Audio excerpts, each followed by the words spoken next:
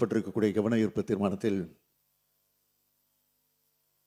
பல்கலைக்கழகத்தினுடைய பெயரை சொல்லி நீங்கள் எல்லாம் பேசியிருக்கிறீர்கள்.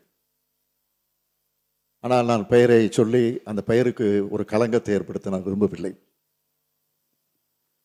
ஏனென்றால் எங்களை எல்லாம் ஆளாக்கியவர் அவர். அந்த உணர்வோடு அந்த பெயரை தவிர்த்து சென்னையில் ஒரு மாணவி மீது நடத்தப்பட்டிருக்கக்கூடிய பாலியல் வன்கொடுமை என்பது மாபெரும் கொடூரம். அதை யாராலும் நிச்சயமாக ஏற்றுக்கொள்ள முடியாது. இது குறித்து இந்த அவையில் நம்முடைய ஜெகன்மூர்த்தி அவர்கள், வேல்முருகன் அவர்கள், ஈஸ்வரன் அவர்கள், சதன் திருமலைக்குமார் அவர்கள், கே மாரிமுத்து அவர்கள், நாகேமாலை அவர்கள், சிந்தனை செல்வன் அவர்கள், எம்.ஆர். காந்தி அவர்கள், ஜி கே மணி அவர்கள், செல்வ பிறந்தை அவர்கள், உதயகுமார் அவர்கள் கருத்துக்களை எல்லாம் இங்கே எடுத்து பேசியிருக்கிறீர்கள். இது குறித்து இந்த அவையில் உண்மையான அக்கறையோடு பல உறுப்பினர் பேசியிருக்கிறீங்க. இதை பயன்படுத்தி இந்த ஆட்சி மேலே தவறான எண்ணத்தை உருவாக்குவதற்காகவும் சில உறுப்பினர்கள் பேசியிருக்கிறீங்க. சில இல்ல, ஒரு உறுப்பினர் பேசியிருக்கிறார். யாருக்கு எந்த நோக்கம் இருந்தாலும் பாதிக்கப்பட்ட பெண் அந்த பெண் பக்கம் நின்று அவருக்கு சட்டப்படி நியாயம் பெற்று தரக்கூடிய காரியத்தை தவிர தமிழ்நாடு அரசுக்கு வேறு எந்த நோக்கமும் இல்லை என்பதை தெளிவா, உறுதியா, ஆணித்தரமா முதலையே நான் சொல்லி விரும்புகிறேன்.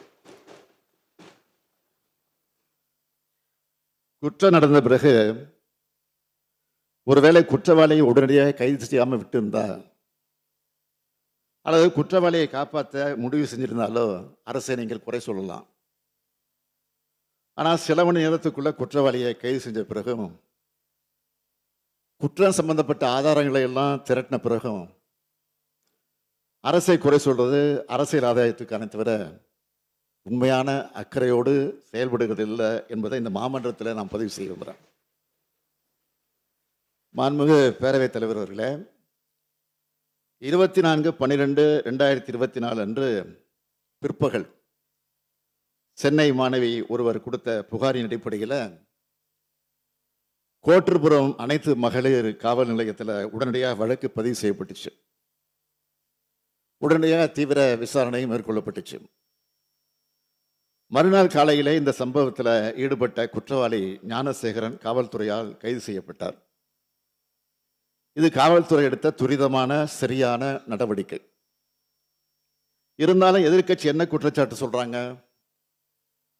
முதல் தகவல் அறிக்கை கசிந்தது தொடர்பாக பேசுறாங்க. அதுக்கு காரணம் யாரு? ஒன்றிய அரசின் கீழ் செயல்படுகிற என்ஐசி, நேஷனல் இன்ஃபர்மேட்டிக்ஸ் சென்டர், தேசிய தகவல் மையம். அது நம்ம காவல்துறையால் உடனடியாக சுட்டிக்காட்டப்பட்டு அதற்கு பின்னால் அந்த தொழில்நுட்ப கோளாறும் சரி செய்யப்பட்டிருக்கிறது. அது தொடர்பாக அந்த அமைப்பும் நிறுவனமும் விளக்கம் கொடுத்து கடிதமும் எழுதியிருக்கிறாங்க. என்எஸ்சியிலிருந்து கடிதமும் எழுதியிருக்கிறாங்க. அடுத்து பாதுகாப்பு இல்லை, கேமரா இல்லை, 19 ரூபா சொல்ற குற்றச்சாட்டும் உண்மை இல்லை. சம்பவம் நடந்த வளாகத்தில் சுற்றி இருக்கக்கூடிய பகுதிகளில் இருந்த கண்காணிப்பு கேமராக்கள் உதவியோடு தான் குற்றவாளி அடையாளம் காணப்பட்டு கைது செய்யப்பட்டிருக்கிறார். மூன்றாவது குற்றச்சாட்டு, முதல் தகவல் அறிக்கை வெளியானதை வச்சுட்டு யார் அந்த சார் அப்படின்னு கேட்குறீங்க. மாண்புமிகு உயர்நீதிமன்ற உத்தரவுப்படி நியமிக்கப்பட்ட சிறப்பு புலனாய்வு குழு தான் இப்போ இந்த புகாரை விசாரிக்கிறாங்க. கைது செய்யப்பட்ட குற்றவாளி குண்டர் சட்டத்தின் கீழ் சிறையில் அடைக்கப்பட்டிருக்கிறார். இந்த புலன் விசாரணையில் வேற யாராவது குற்றவாளி இருக்காங்களான்னு தெரிய வந்தா, அது யாரா இருந்தாலும் சரி, மீண்டும் மீண்டும் சொல்றேன், அது யாரா இருந்தாலும் சரி,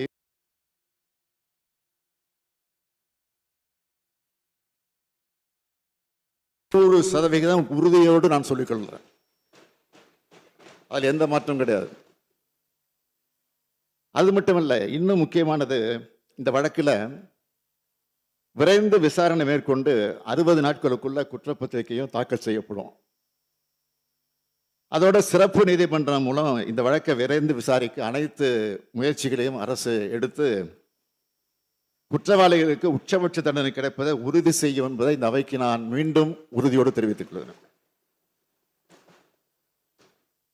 நான் எதிர்க்கட்சிகளை கேட்க விரும்புவது, யார் அந்த சார் அப்படின்னு சொல்லி குற்றம் சாட்டுறீங்க?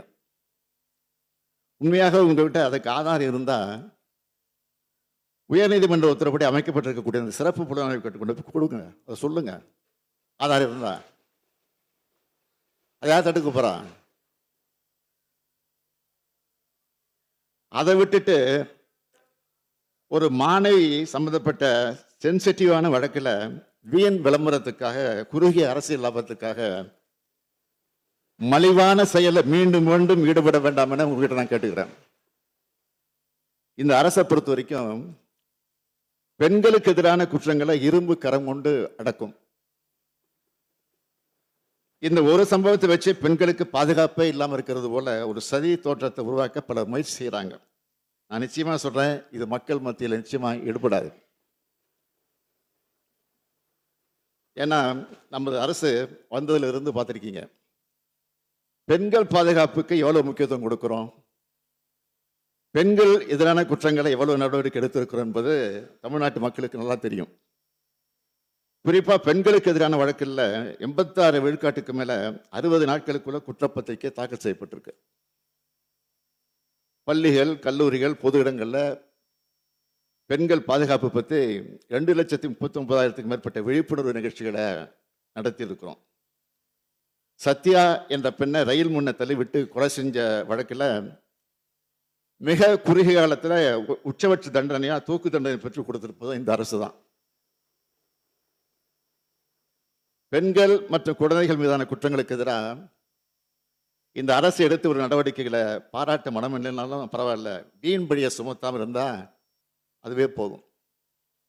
மாண்புமிகு நீதிமன்றமே எதிர்க்கட்சி வழக்கறிஞரை பார்த்து பெண்களின் பாதுகாப்பு தொடர்பான உண்மையான அக்கறையோடு செயல்படுறதை விட்டுட்டு இந்த வழக்கில் ஏன் அரசியல் கண்ணத்தோடு செயல்பட்டீங்கன்னு கேட்டுதான் நான் இங்கே நினைவுபடுத்துறேன். நீதிமன்ற அறிவுரையை பின்பற்றி வீண் அரசியலை தவிர்த்தால பெண்களுக்கு பாதுகாப்பு கொடுப்பதற்கு அது பேருதவியாக இருக்கும்னு தெரிவிச்சுக்க விரும்புகிறேன். இன்னைக்கு தமிழ்நாடு பெண்களுக்கும் குழந்தைகளுக்கும் பாதுகாப்பு மாநிலமாக திகழுது. இந்த அரசு அமைஞ்சதுலேருந்து நாங்கள் எடுத்திருக்கக்கூடிய தொடர் நடவடிக்கைகள் தான் இதுக்கு காரணம். இது தொடர்பான ஒரு புள்ளி விவரத்தை நான் சொல்ல விரும்புகிறேன்.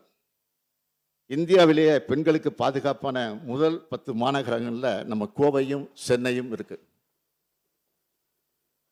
பெண்கள் அதிகம் பேர் வேலைக்கு செல்லும் மாநிலம் தமிழ்நாடு தான் முன்னிலையில் இருக்கு. 10 லட்சத்துக்கு உட்பட்டு இருக்கக்கூடிய மக்கள் தொகை உள்ள சில சிறிய நகரங்களில் திருச்சி, வேலூர், ஈரோடு, சேலம், திருப்பூர் ஆகிய 5 நகரங்களும் முதல் தரவரிசையில் பாதுகாப்பான நகரங்களாக இருக்கு. சென்னை மாணவி விவகாரத்தில் மட்டும் இல்லாமல் எந்த பாலியல் வன்கொடுமை புகாரிலையும் இந்த அரசு நடவடிக்கை எடுக்காம வேடிக்கை பார்த்ததும் இல்லை, விலகி நிற்கிறதும் இல்லை. மனசாட்சி இல்லாமல் பெண்களின் பாதுகாவலர்கள் மாதிரி பேசுகிறவங்க கடந்த அதிமுக ஆட்சியில் பொள்ளாச்சியில் என்ன நடந்ததுன்னு கொஞ்சம் நினைச்சு பாருங்க.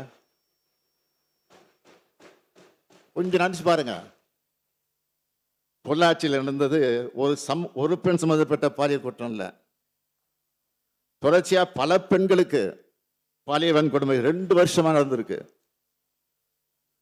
ஒரு கும்பல் செஞ்சுட்டு வந்திருக்கு. அன்றைய அதிமுக ஆட்சி எந்த நடவடிக்கை எடுக்கல. சிபிஐ கிட்ட இந்த வழக்கு போன பிறகுதான் உண்மையெல்லாம் வெளிச்சத்துக்கு வந்துச்சு.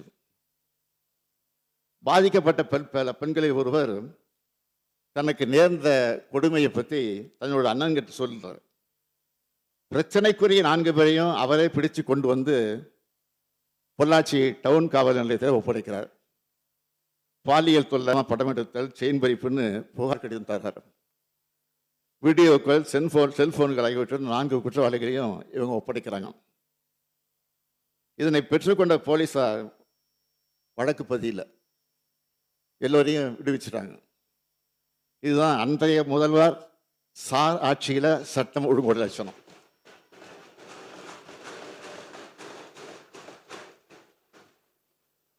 அது மட்டுமா,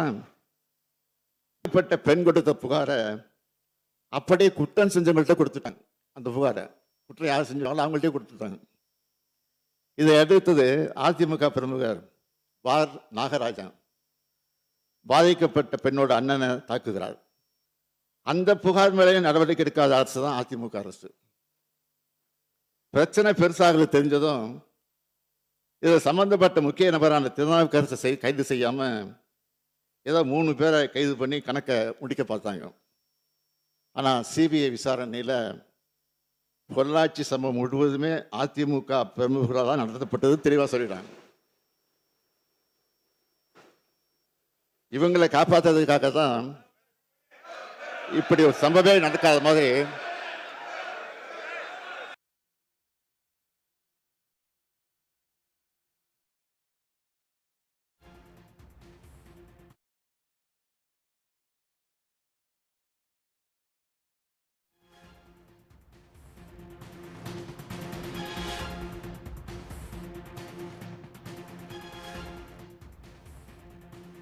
நீங்க பேசுறது கேட்டுதான் அதுக்கும் விளக்கு கேட்போம். தம்பி உட்காருங்க, அவங்க விளக்க சொல்லட்டு. நான் பேச பிடிச்சிடுறேன். உட்காருங்க, விளக்க சொல்றோம். நீங்க சிஎம், நீங்க உட்காருங்க. சிஎம் பதில் சொல்லி முடிக்கட்டு. நான் உட்காருங்க, உட்காருங்க, நீ உட்காருங்க. நீங்க உட்காருங்க.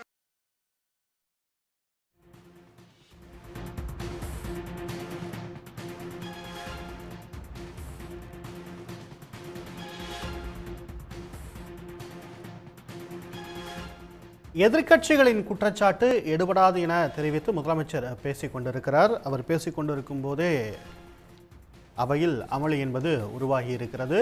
பொள்ளாச்சி விவகாரத்தை முதலமைச்சர் நினைவு கூர்ந்தார். அன்றைய காலகட்டத்தில் அன்றைய தேதியில்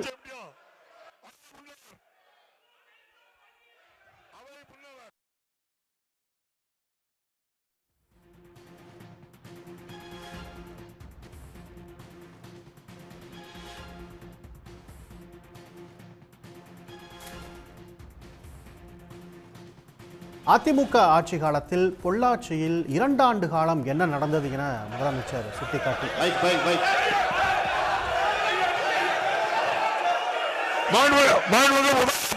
சிபிஐ விசாரணையில பொள்ளாச்சி சம்பவம் முழுவதுமே அதிமுக பிரமுகர் நடக்கிறாங்கன்னு தெளிவா சொல்லிட்டாங்க.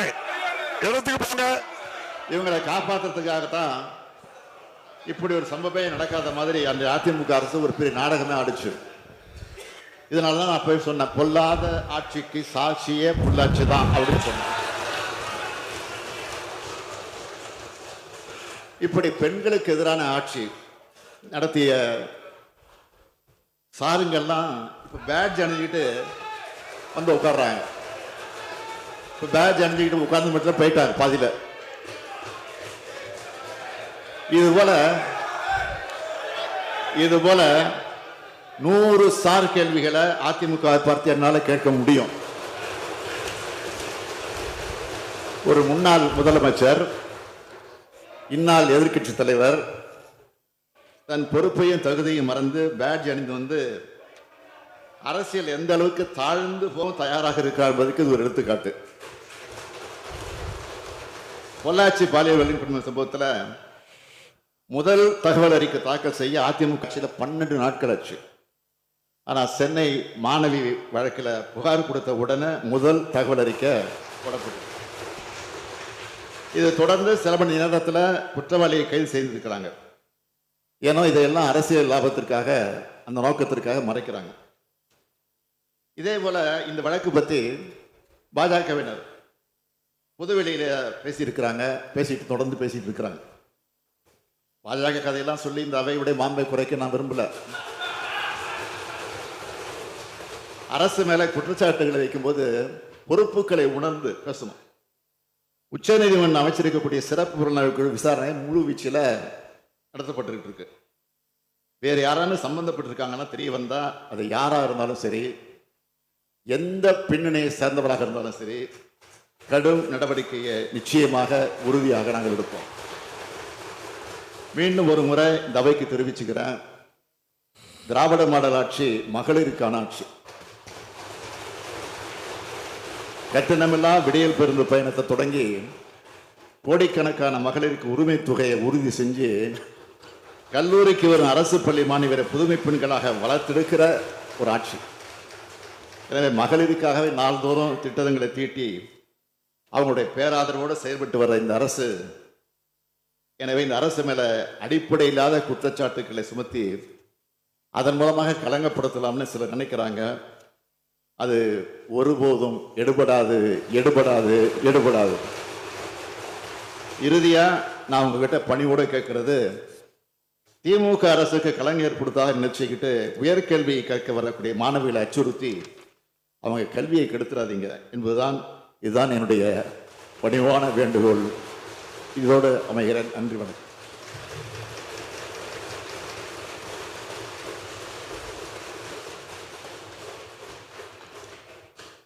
மாண்புமிகு உறுப்பினர் உதயகுமார் அவர்கள் பேசும்போது சட்டத்தை வளைக்காதீர்கள்.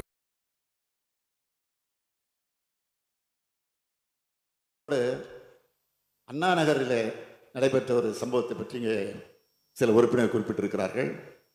அதற்கும் ஒரு விளக்கத்தை நான் தெரிவிக்க விரும்புகிறேன். மாண்புமிகு வேல்முருகன் அவர்களும் கவன ஈர்ப்பு கொடுத்திருக்கீங்க, அதுக்கும் சேர்த்து பதில் சொல்லியிருந்தாங்க. நடத்துகிறோம். மாண்புமிகு பேரவைத் உட்கார்ந்து பேசுங்க. நீங்க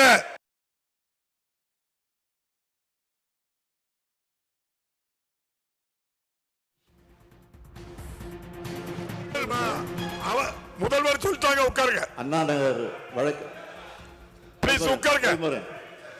வேல்முருகன் வேல்முருகன் வேல்முருகன்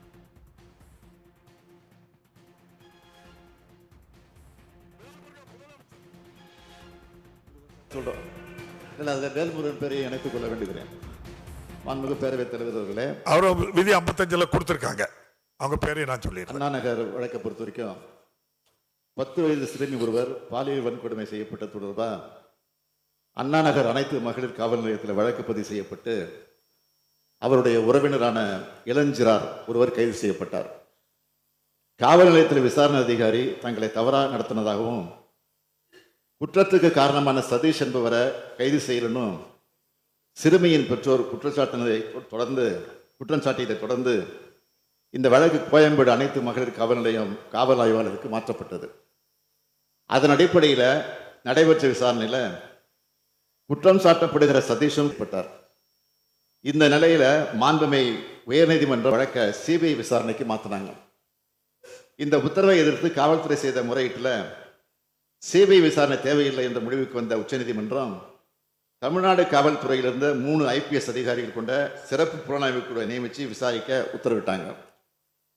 உச்சநீதிமன்றம் நியமித்த சிறப்பு புலனாய்வு குழு இப்போ இந்த வழக்கில் அதிமுகவை சார்ந்த 103வது வட்டச் செயலாளர் சுதாகர் என்பவரையும் பெண் காவல் ஆய்வாளர் ராஜு என்பவரையும் நேற்று கைது செய்து அவங்க நீதிமன்ற காவலுக்கு உட்படுத்தப்பட்டிருக்காங்க.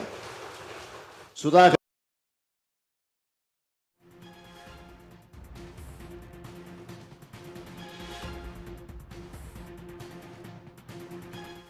நான் முன்பு விளக்கம் தந்த சென்னை மாணவி வழக்கில் கைது செய்யப்பட்டவர் நிச்சயமாக சொல்கிறேன், உறுதியாக சொல்கிறேன், திமுக உறுப்பினர் இல்லை, திமுகவுடைய ஆதரவாளர். அதை நாங்கள் மறுக்கலை.